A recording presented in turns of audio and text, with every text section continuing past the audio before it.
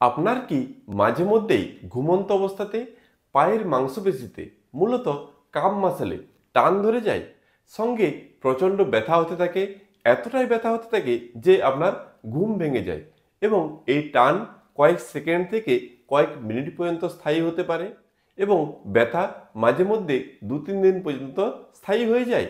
তাহলে এই ভিডিওটি আপনার জন্য খুবই গুরুত্বপূর্ণ। তবে যারা নিয়মিতভাবে মাসেলের স্ট্রেচিং এক্সারসাইজ করেন বা ওয়ার্ম আপ এক্সারসাইজ করেন, তাদের এই ধরনের সমস্যা হতে কম দেখা যায়। Hello, welcome. আমি তমাল নাগ, একজন ফিজিওথেরাপিস্ট। আমি আজকে আপনাদের দেখাবো কিছু সহজ স্ট্রেচিং এক্সারসাইজ, যেগুলো নিয়মিত অভ্যাস করলে আপনি আপনার মাংসপেশির টান ধরার সমস্যাকে বাড়িতে খুব সহজেই ঠিক করতে পারবেন। প্রথম ব্যায়াম, কাম মাসেল স্ট্রেচিং। কিভাবে করবেন? আপনি কোনো দেওয়াল থেকে 3 থেকে 4 ফুট দূরত্বে এইভাবে দাঁড়াবেন। এরপর যদি আপনি আপনার বাঁ পায়ের কাম মাসেলে প্রথমে স্ট্রেচ দিতে চান, তাহলে বাঁ পাটিকে পিছনে রাখবেন এবং ডান পাকে 1 থেকে 2 ফুট দূরত্বে সামনে রাখবেন।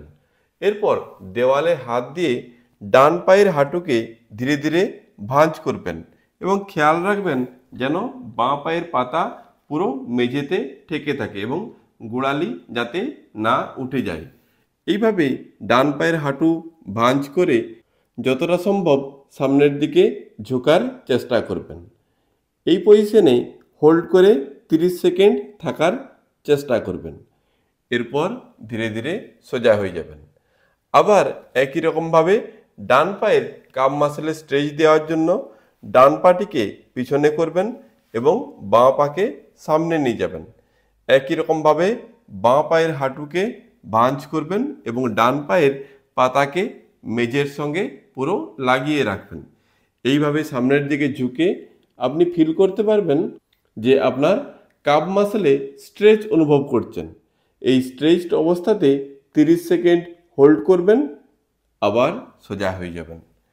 এইভাবে বাঁ পায়ে মোট 30 সেকেন্ড করে হোল্ড করে করে 5 বার স্ট্রেচ দিবেন এবং একই রকমভাবে ডান পাতেও 30 সেকেন্ড করে হোল্ড করে করে 5 বার স্ট্রেচ দিবেন। সাইড থেকে দেখলে আপনি এভাবে দেওয়াল থেকে 3 থেকে 4 ফুট দূরত্বে দাঁড়াবেন। এরপর যদি আপনি আপনার ডান পায়ের কাপ মাসেলে স্ট্রেচ দিতে চান, তাহলে ডান পাকে পিছনে রাখবেন এবং বাঁ পাকে 1 থেকে 2 ফুট সামনে রাখবেন। এরপর দেওয়ালে হাত দিয়ে ধীরে ধীরে বাঁ পায়ের হাঁটুকে ভাঁজ করবেন এবং খেয়াল রাখবেন ডান পায়ের পাতা যেন মেঝেতে ঠেকে থাকে। আপনি ফিল করবেন ডান পায়ের কাপ মাসেলে স্ট্রেচ অনুভব করছেন। এই স্ট্রেচড অবস্থাতে 30 সেকেন্ড হোল্ড করবেন এবং সোজা হয়ে যাবেন। এইভাবে 30 সেকেন্ড করে হোল্ড করে করে ডান পায়ে মোট 5 বার এবং বাঁ পাতে 5 বার ব্যায়ামটি অভ্যাস করবেন। পরবর্তী ব্যায়াম, আপনি আপনার গোড়ালিতে ভর দিয়ে হাঁটার চেষ্টা করবেন। কিভাবে করবেন? এইভাবে দুটি পায়ের পাতাকে উপরের দিকে তুলবেন, এরপর গোড়ালিতে ভর দিয়ে ধীরে ধীরে হাঁটার চেষ্টা করবেন। যদি আপনি ব্যালেন্স রাখতে না পারেন, তাহলে কোনো দেওয়াল বা টেবিল বা চেয়ারকে হাতে সাপোর্ট নিয়ে ধরে ধরে হাঁটার চেষ্টা করবেন। এইভাবে দেওয়ালে বা টেবিলে সাপোর্ট নিয়ে গোড়ালিতে ভর দিয়ে ধীরে ধীরে হাঁটবেন। এইভাবে 20 থেকে 30 স্টেপ হাঁটার চেষ্টা করবেন। পরবর্তী ব্যায়াম, হ্যামস্ট্রিং এবং কাপ মাসেল স্ট্রেচিং। কিভাবে করবেন? এইভাবে সোজা হয়ে চিত হয়ে শুবেন। একটি বেল্ট বা টাওয়েলকে পায়ের পাতার সঙ্গে এইভাবে লাগাবেন। এরপর বেল্ট বা টাওয়েলকে টান দিবেন এবং পাকে উপরের দিকে তুলবেন। আপনি ফিল করবেন আপনার হ্যামস্ট্রিং এবং কাপ মাসেলে স্ট্রেচ অনুভব করছেন। এই স্ট্রেচড অবস্থাতে 30 সেকেন্ড হোল্ড করে থাকবেন। এরপর ধীরে ধীরে নামিয়ে দেবেন। আবার বেল্ট বা টাওয়েলকে টান দিবেন। আপনি আপনার হ্যামস্ট্রিং এবং কাপ মাসেলে স্ট্রেচ অনুভব করবেন। এই স্ট্রেচড অবস্থাতে 30 সেকেন্ড হোল্ড করবেন, এরপর নামিয়ে দেবেন।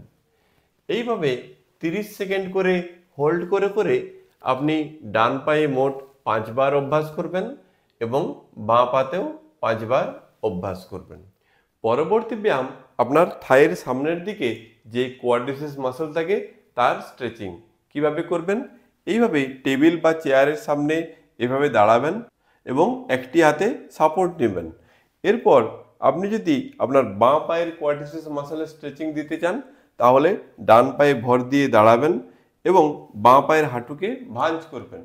বাঁ হাত দিয়ে বাঁ পায়ের গোড়ালিকে ধরবেন এবং ধীরে ধীরে পিছনের দিকে টান দিবেন। আপনি ফিল করবেন আপনার বাঁ পায়ের কোয়াড্রিসেপস মাসেলে স্ট্রেচ অনুভব করছেন। এই স্ট্রেচড অবস্থাতে 30 সেকেন্ড হোল্ড করবেন, নামিয়ে দেবেন। আবার একই রকমভাবে বাঁ পাকে ভাঁজ করবেন এবং বাঁ হাত দিয়ে বাঁ পায়ের গোড়ালিকে ধরবেন এবং পিছন দিকে টান দিবেন। আপনি ফিল করবেন আপনার বাঁ পায়ের কোয়াড্রিসেপস মাসেলে স্ট্রেচ অনুভব করছেন। এই স্ট্রেচড অবস্থাতে 30 সেকেন্ড হোল্ড করবেন, নামিয়ে দেবেন। এইভাবেই 30 সেকেন্ড করে হোল্ড করে করে বাঁ পায়ে মোট 5 বার এবং ডান পাতেও 5 বার ব্যায়ামটি অভ্যাস করবেন। এই ব্যায়ামটি আপনি এভাবে সাইড লাইনে শুয়েও করতে পারেন। যদি আপনি ডান পায়ের কোয়াড্রিসেপস মাসেলে স্ট্রেচিং করবেন তাহলে ডান পাটিকে উপরের দিকে রাখবেন। এরপর ডান হাত দিয়ে ডান পায়ের পাতাকে এইভাবে ধরবেন বা অ্যাঙ্গেল জয়েন্টকে এইভাবে ধরবেন। এরপর ধীরে ধীরে উপরের দিকে টান দিবেন। আপনি ফিল করবেন আপনার ডান পায়ের কোয়াড্রিসেপস মাসেলে স্ট্রেচ অনুভব করছেন। এই স্ট্রেচড অবস্থাতে 30 সেকেন্ড হোল্ড করে থাকবেন। এরপর ধীরে ধীরে পা সোজা করে দেবেন। আবার একই রকমভাবে হাঁটু ভাঁজ করবেন। ডান হাত দিয়ে ডান পায়ের গোড়ালিকে ধরবেন এবং ধীরে ধীরে উপর দিকে টান দিবেন। আপনি ফিল করবেন আপনার ডান পায়ের কোয়াড্রিসেপস মাসেলে স্ট্রেচ অনুভব করছেন। এই স্ট্রেচড অবস্থাতে 30 সেকেন্ড হোল্ড করবেন, এরপর ধীরে ধীরে সোজা করে দেবেন। এইভাবে 30 সেকেন্ড করে হোল্ড করে করে মোট ডান পায়ে 5 বার অভ্যাস করবেন এবং একই রকমভাবে উল্টো দিকে পাশ ফিরে বাঁ পাতেও 5 বার অভ্যাস করবেন। পরবর্তী ব্যায়াম এইভাবে দুটি পাকে জোড়া করে সোজা হয়ে দাঁড়াবেন। এরপর একবার ডান হাত মাথার ডান সাইডে রাখবেন এবং বাঁ হাত দিয়ে বাঁ দিকের হাঁটুকে ছোঁয়ার চেষ্টা করবেন। 5 থেকে 10 সেকেন্ড হোল্ড করবেন, সোজা হয়ে যাবেন। আবার একবার বাঁ হাত দিয়ে মাথার বাঁ দিকে রাখবেন এবং ডান হাত ডান দিকের হাঁটুকে ছোঁয়ার চেষ্টা করবেন। 5 থেকে 10 সেকেন্ড হোল্ড করবেন, সোজা হয়ে যাবেন।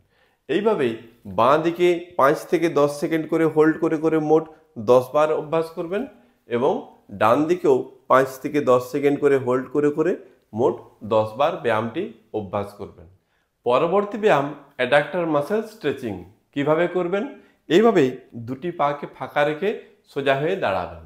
এরপর ধীরে ধীরে একবার বাঁ পায়ের হাঁটুকে ভাঁজ করবেন এবং বাঁ দিকের গোড়ালিতে বসার চেষ্টা করবেন। ডান পাকে সোজা করে রাখবেন। আপনি ফিল করবেন আপনার ডান দিকের অ্যাডাক্টর মাসেলে স্ট্রেচ অনুভব করছেন। এই স্ট্রেচড অবস্থাতে 10 সেকেন্ড হোল্ড করবেন, এরপর ধীরে ধীরে সোজা হয়ে যাবেন। আবার একই রকমভাবে ডান পায়ের হাঁটুকে ভাঁজ করবেন এবং ডান দিকের গোড়ালিতে বসার চেষ্টা করবেন। আপনি ফিল করবেন বাঁ দিকের অ্যাডাক্টর মাসেলে স্ট্রেচ অনুভব করছেন।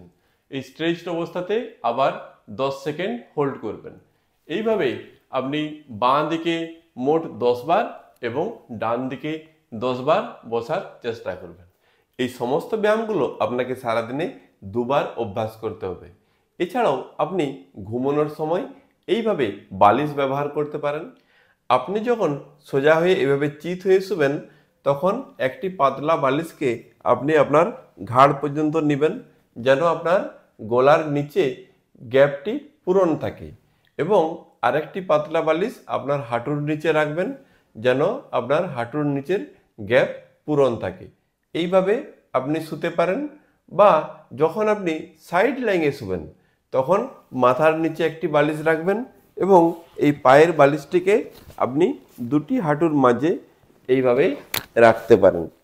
এই মাংসপেশিতে টান ধরার পিছনে কোনো নির্দিষ্ট একটি কারণকে বলা যায় না, তবে দেখা গেছে যারা দীর্ঘ সময় ধরে একটানা দাঁড়িয়ে থেকে কাজ করেন বা একটানা মেঝেতে বা চেয়ারে বসে থেকে কাজ করেন বা যারা একটু অতিরিক্ত পরিশ্রম করেন বা অতিরিক্ত এক্সারসাইজ করেন প্রয়োজনের বাইরে বা ডিহাইড্রেশন হয় বা যারা পর্যাপ্ত পরিমাণে জল পান না করেন, এই ধরনের বিভিন্ন কারণে এই মাসলের টান হতে দেখা গেছে। আপনার মাংসপেশিতে টান ধরার কারণে যদি ব্যথা হয়ে যায়, তাহলে আপনি প্রয়োজন অনুযায়ী সারাদিনে দুবার 10 মিনিট করে আইস কম্প্রেশন বা হট কম্প্রেশন নিতে পারেন। এর সঙ্গে পর্যাপ্ত পরিমাণে জল পান করতে হবে। তবে আপনার সমস্যা যদি অতিরিক্ত থেকে থাকে, তাহলে অবশ্যই নিকটবর্তী কোনো ডাক্তারবাবুর পরামর্শ নিন বা কোনো কোয়ালিফাইড ফিজিওথেরাপিস্টের কাছে যেতে পারেন। সেখানে বিভিন্ন ধরনের আধুনিক প্রযুক্তির ফিজিওথেরাপি মডালিটিস আছে এবং বিভিন্ন ধরনের ফিজিওথেরাপি টেকনিক্স আছে, যার দ্বারা আপনার সমস্যার দ্রুত সমাধান সম্ভব।